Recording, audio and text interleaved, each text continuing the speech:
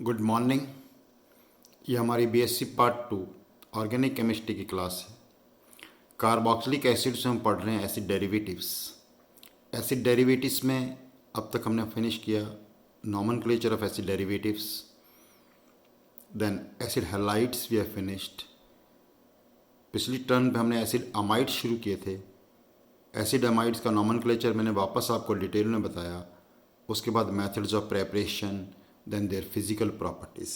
सबसे जो इम्पोर्टेंट बात हमने पढ़ी फिजिकल प्रॉपर्टीज़ में उनके बारे में वो क्या थी कि इनका जो बॉइलिंग पॉइंट है, इनका बॉइलिंग पॉइंट जो है वो क्या होता है, कार्बोक्सिलिक एसिड से ज़्यादा होता है and they are soluble in water. Water में क्या होते हैं, घुलनशील। इसके कारण बताए मैंने, हाइड्रोजन बॉन्डिंग। सबसे जो इम्पॉर्टेंट बात थी आपने मैंने मार्क करके आपको नोट कराई थी, the only acid derivative soluble in water and उस boiling points are higher than carboxylic acid. वो कौन से होते हैं, अमाइड। यानी एसिड डेरिवेटिव्स बहुत सारे होते हैं, उनमें से केवल एसिड अमाइड ही ऐसे हैं जिनका बॉइलिंग पॉइंट जो है कार्बोक्सिलिक एसिड से ज़्यादा होता है और जो पानी में क्या होते हैं, घुलनशील होते हैं। ये बात आपने नोट कर ली एसिड अमाइड्स की। काफ़ी अच्छा क्वेश्चन बनता है इनके ऊपर, अच्छे अच्छे एग्जाम्स में क्वेश्चन आ जाता है। अब हम स्टार्ट करते हैं reactions of carboxylic acid amides. अब एसिड अमाइड की रिएक्शन स्टार्ट करने से पहले देखो एक पॉइंट मैंने छोटा सा लिख दिया आपके, acid halides are least reactive. ये बात मैं पहले भी बता चुका आपको शुरू में जब मैंने बताया था किन एसिड की डेरिवेटिव की रिएक्टिविटी कम होती है, ज़्यादा होती है। आप नोट करो वापस कि acid amide are least reactive toward nucleophilic acyl substitution. क्यों होता है लीस्ट रिएक्टिव, ये रीज़न बताता हूँ मैं आपको, देखो लिख के। हालांकि ये रीजन शुरू मैंने जनरल जब डिस्कस किया था तब भी आपको डिस्कस कर चुके। देखो ये जैसे एसिड अमाइड ग्रुप है। अब एसिड अमाइड ग्रुप जो है it is resonance hybrid of following two structure. कैसे, ये अगर इलेक्ट्रॉन पेयर यहाँ आ सकता है तो ये इलेक्ट्रॉन पेयर यहाँ आ जाएगा। एज ए रिजल्ट देखो क्या स्ट्रक्चर बन जाएगी, सी, यहाँ डबल बॉन्ड आ गया, इससे इलेक्ट्रॉन पेयर चला गया तो नाइट्रोजन पे क्या आ जाएगा, पॉजिटिव चार्ज, और ऑक्सीजन पे 2 की बजाय अब हो जाएंगे 3 इलेक्ट्रॉन पेयर और इसके ऊपर आ जाएगा नेगेटिव चार्ज। राइट, तो इलेक्ट्रोफिलिसिटी जो कार्बोनाइल कार्बन पर है एमिनो ग्रुप के कारण क्या होती है, बहुत कम हो जाती है। इलेक्ट्रोफिलिसिटी कम होगी तो न्यूक्लियोफिलिक एसाइल सब्स्टिट्यूशन के लिए रिएक्टिविटी क्या होगी, कम होगी। अब इन्हीं रेजोनेटिंग स्ट्रक्चर से देखो, डायरेक्ट रिएक्शन लिखने से पहले एक बहुत इंपॉर्टेंट पॉइंट बताता हूँ आपको। और इससे हमें क्या पता चल रहा है, देखो कि इलेक्ट्रॉन पेयर जो नाइट्रोजन का है वो अवेलेबल नहीं है प्रोटोनेशन के लिए, इसलिए they are very weak acid. Expected to be acid लेकिन क्या होंगे, वीक एसिड होंगे। ये क्या होते हैं, वीक एसिड होते हैं। राइट, और वीक एसिड के साथ साथ they will be acting as a weak base, यानी they are amphoteric in nature. तो आप नोट कर सकते हैं पॉइंट कि एमाइड्स आर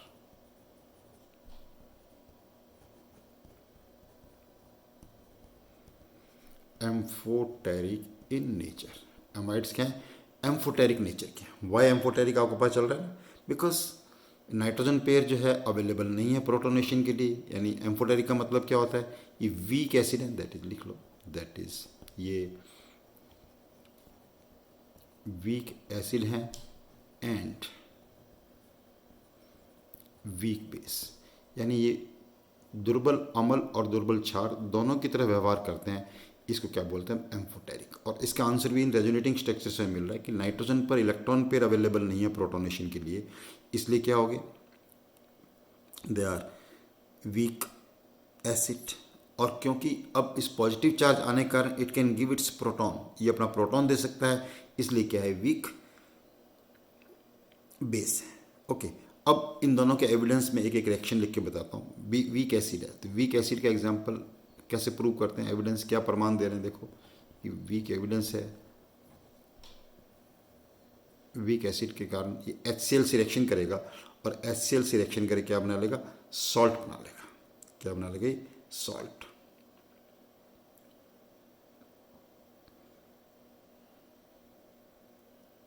इनऑर्गेनिक एसिड से सॉल्ट बना लेगा। सॉल्ट कैसा बनाएगा, CH3CONH3+Cl। तो it is acting here as a weak base. कैसा एक्ट कर रहा है, वीक बेस। राइट, और वीक एसिड के लिए हमें एविडेंस देना है, तो देखो CH3CONH2 it react with sodium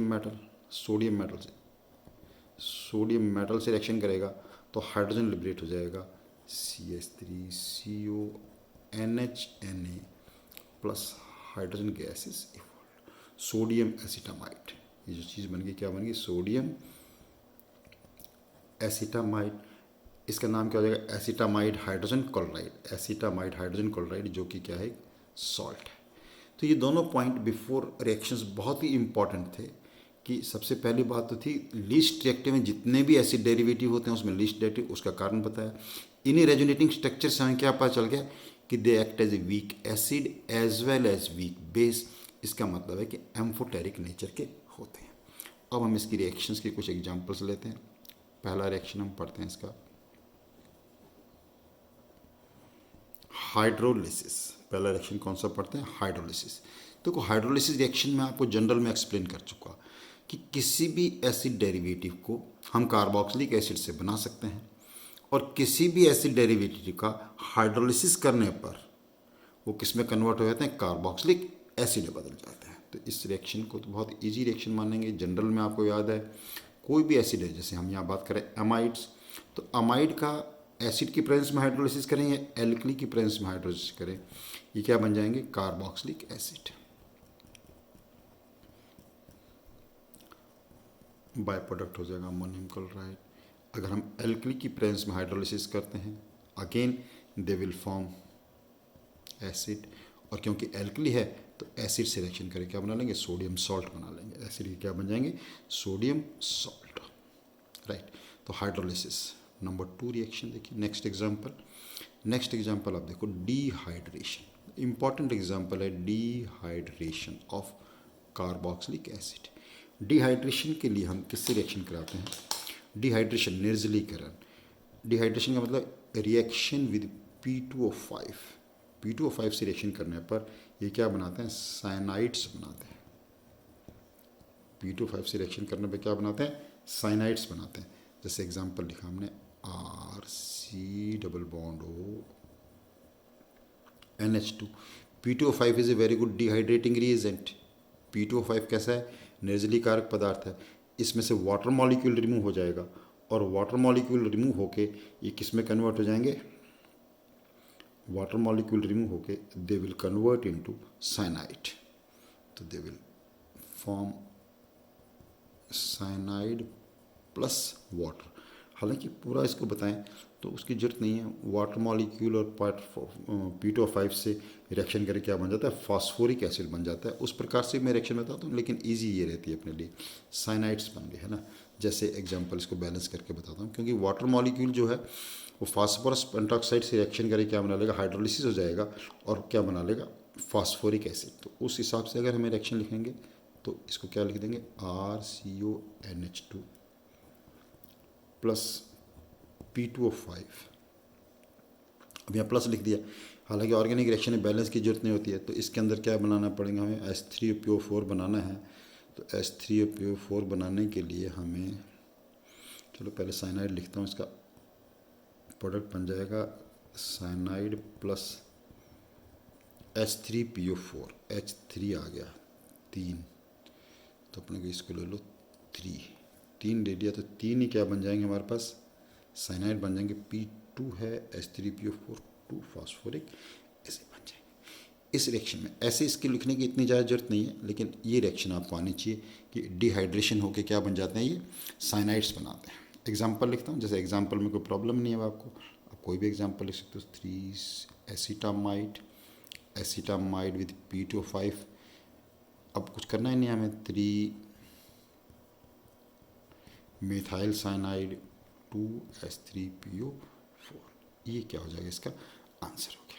okay, अब एक दो एग्जांपल मैं देता हूँ आपको। जैसे नॉर्मल ऐसे क्वेश्चन आ गया आपको, CH3CONH2 P2O5, यहाँ बताइए क्या बनेगा, और उसके बाद लिख दिया हमने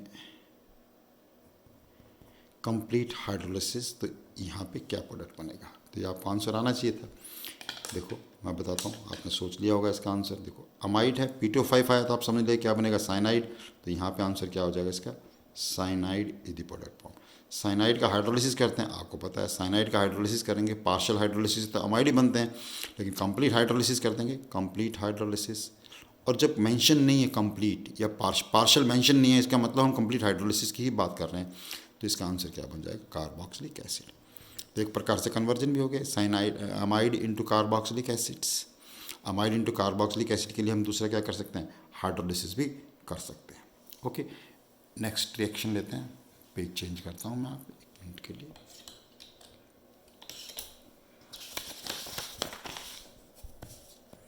नेक्स्ट रिएक्शन जो इसके ले रहा हूँ मैं, बहुत ही इम्पॉर्टेंट रिएक्शन है एग्जामिनेशन पॉइंट ऑफ व्यू से भी और इवन अदरवाइज भी। हमेशा अगर हायर लेवल पे भी केमिस्ट्री पढ़ेंगे तो ये रिएक्शन आपकी काफ़ी इम्पॉर्टेंट रिएक्शन रहती है। And that reaction is, third reaction अब मैं ले रहा हूँ आपके लिए, Hoffmann bromamide reaction. Hoffmann bromamide reaction. अब देखिए ध्यान से, हॉफमैन ब्रोमामाइड रिएक्शन में क्या होता है, हॉफमैन ब्रोमामाइड रिएक्शन, इसके अंदर हम प्राइमरी एमीन की रिएक्शन, आपको ये ध्यान रखना है पहले तो कि जितने भी प्राइमरी एमीन्स, अमाइड्स लिख लीजिए, not amines, primary amides, primary amides की जो रिएक्शन है वो हम किससे कराते हैं, ब्रोमीन प्लस एल्कली से कराते हैं।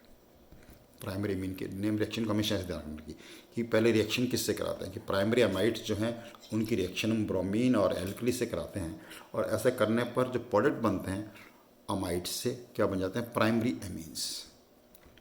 प्रोडक्ट क्या बनेंगे, primary amines are the product formed.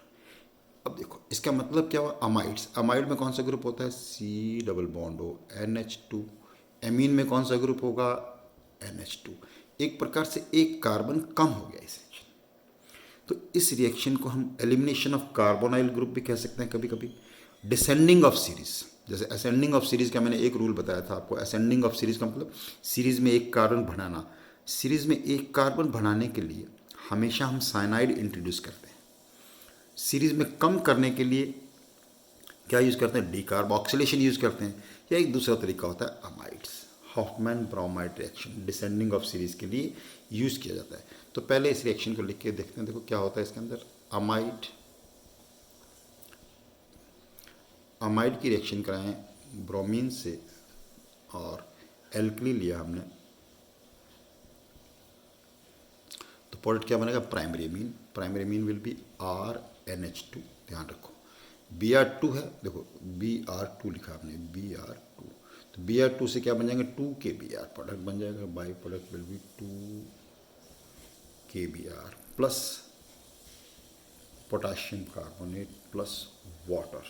तो पोटाशियम कार्बोनेट लिए 2 ले लिए, तो ये अपने को लेना पड़ जाएंगे 4 एल्कली। एक बार तो ऐसे रिएक्शन लिखनी आनी चाहिए आपको। नॉर्मल इस रिएक्शन कैसे पूछा जाएगा, देखो कंपटीशन एग्जाम में या ऐसे कंप्लीट दी रिएक्शन में, जैसे ही आपके ऊपर आ गया OH नेगेटिव और Br2, आप समझ जाओ कि ये रिएक्शन कौन सी है, हॉफमैन ब्रोमामाइड रिएक्शन है।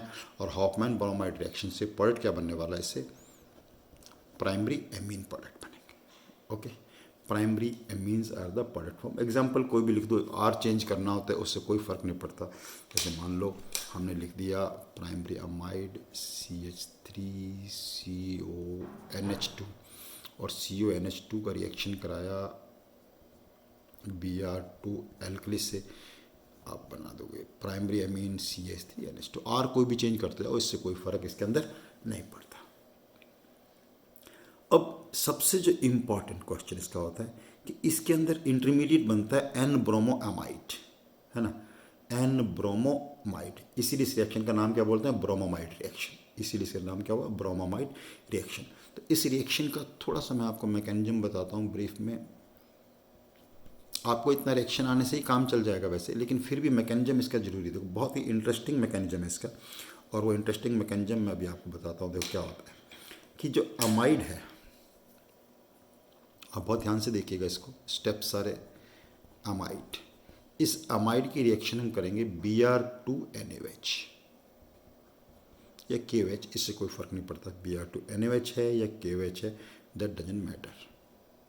एल्कली चाहिए हमें, अब रोल किसका है, OH नेगेटिव का है। जब ये दोनों, इन दोनों के रिएक्शन से हमें क्या मिल जाता है,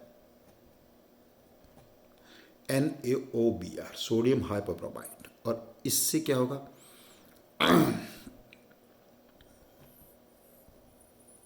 और ये जो माइनस सोडियम ब्रोमाइड हो गए यहाँ से, तो क्या बनेगा इससे RCONH, और NH पे क्या आ जाएगा हमारे पास, ब्रोमीन आ जाएगा। NH पे क्या आ जाएगा यहाँ पर, ब्रोमीन आ जाएगा। तो देखिए ध्यान से, RC double bond O NH, और NH पे क्या आ गया हमारे पास, ब्रोमीन। इस NH ब्रोमीन आने पर ये एल्कली से रिएक्शन करके again minus water, minus sodium hypobromide. ठीक है, अब देखिए ये ब्रोमीन आने से यहाँ पे क्या बन जाएगा, RCO NH जो है वाटर के रूप में निकल गया, तो N पे कौन सा चार्ज आ जाएगा, नेगेटिव चार्ज आ जाएगा यहाँ पर N पे।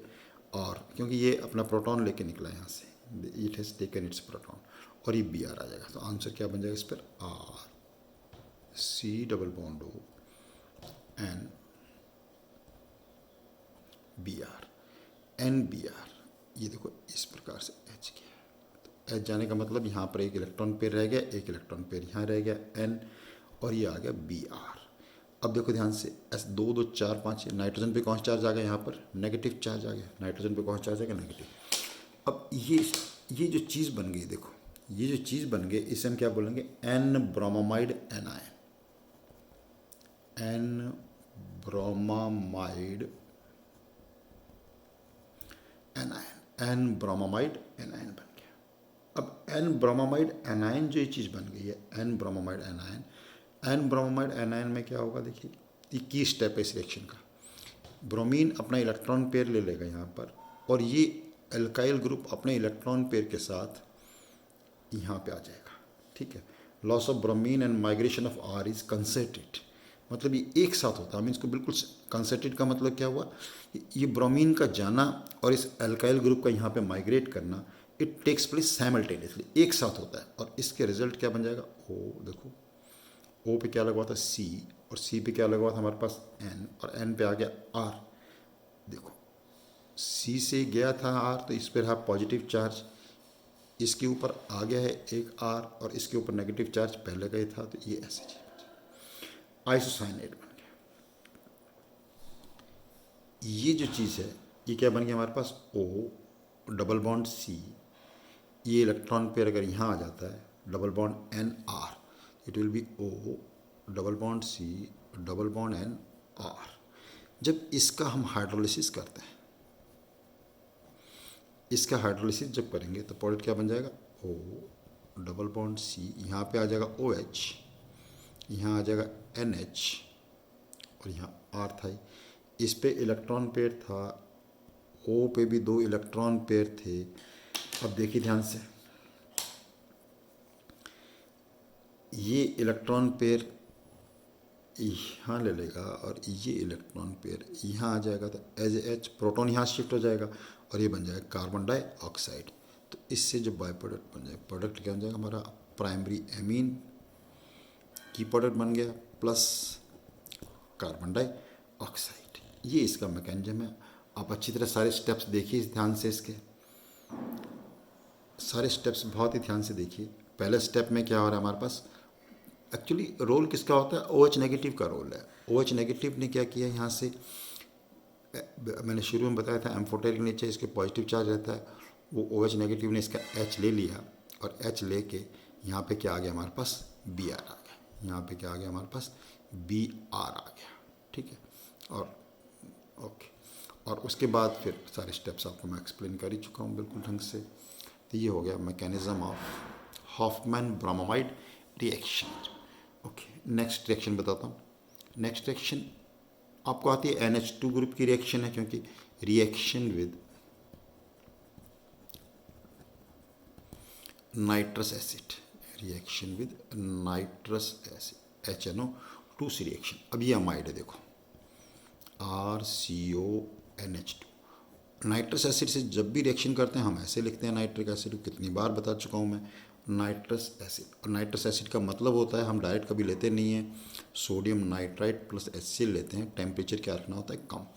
इसके कॉम्बिनेशन से ये चीज़ बन गई। अब नाइट्रस एसिड से जब भी रिएक्शन होगी डिपेंडिंग अपॉन स्ट्रक्चर, देखो अब इसको मैं ऐसे लिख रहा हूँ HON डबल बॉन्ड O, इस पे क्या आ गया OH, N2 निकल गया और बाहर क्या हो गया वाटर। तो आंसर क्या बन गया इसका, RCOOH plus N2 plus water, carboxylic acids are form. Nitrous acid से रिएक्शन करने पर हमेशा क्या बन जाते हैं,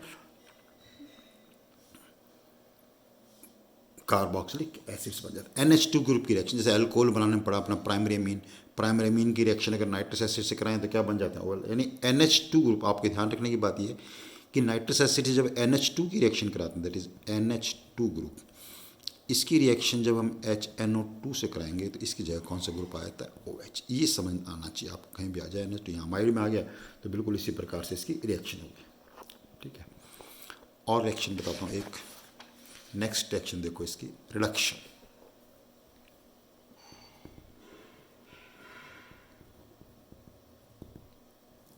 रिडक्शन अमाइड्स का अगर हम रिडक्शन करते हैं लिथियम एल्यूमिनियम हाइड्राइड से तो प्राइमरी अमीन्स बनते हैं RCONH2। रिडक्शन में इंपॉर्टेंट होता है, रिड्यूसिंग एजेंट क्या यूज़ किया, lithium aluminium hydride reducing agent use किया, राइट, और 4H रिडक्शन हो जाएगा, it will be converted into primary amine. तो RCH2NH2 plus water is the answer in this reaction. Example लिखें, जैसे मान लो कभी आ गया आपके पास कि एसिटामाइड, और एसिटामाइड का हमने किया रिडक्शन लिथियम एल्यूमिनियम हाइड्राइड से, तो अब इमीडिएट समझ जाओ कि क्या प्रोडक्ट बनेगा इससे, एमीन CH3CH2NH2 प्लस वाटर। तो ओके, आज हमने एसिड डेरिवेटिव्स में अमाइड्स कंप्लीट कर लिए, यहाँ से हम कंटिन्यू करेंगे नेक्स्ट लेक्चर में। आप क्रम से सारे वीडियो देखें और अपने नोट्स बनाएं। Keep doing your work. Thank you very much.